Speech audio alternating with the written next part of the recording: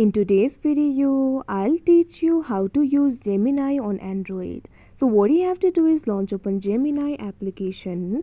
If you do not have this application, you can download it from Play Store. You can see over here Gemini has been opened. In Gemini, you do not need to create a separate account. Simply log into your Google account and you'll be able to use the Gemini. In Gemini, you'll be able to create the image, music, and you'll be able to ask the question. If you want to ask Gemini, tap on this field, Ask Gemini. Now you can see over here, you'll be able to give the command or ask anything to Gemini. Simply type in your question over here. Now you can also attach the photos if you want. For that, tap on the plus icon. Now after you do that, you can see over here you'll be able to click the photo right away by tapping on the option camera, or you can also upload the photo from the gallery. You can also upload the files. So what you have to do is tap on the option of your choice. Likewise, if you tap on this option that is selected right now, you'll be able to select the type of answer that you want.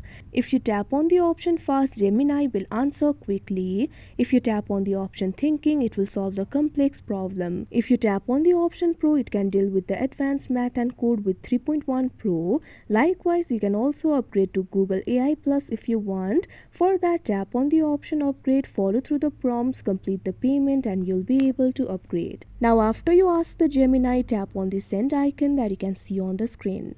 Now you can see over here your message will be sent. Gemini will generate the response for you. You'll be able to see the answer over here. You can also tap on this option sources if you would like to see the sources. Likewise, you can like this message or dislike this message. You can also copy it by tapping on the copy icon.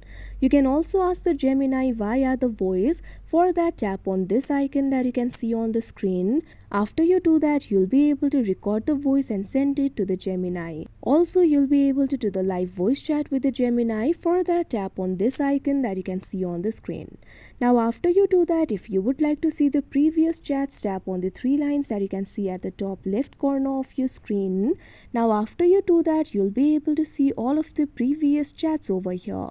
You can tap on this option new chat. After you do that, you can see over here new chat will be opened. If you would like to access the settings, tap on the profile icon that you can see at the top right corner of your screen. Now after you do that, you'll be able to access the settings over here. So like this, you'll be able to use the Gemini. So that is how you use Gemini on Android. I hope you found this video helpful. Thank you for watching.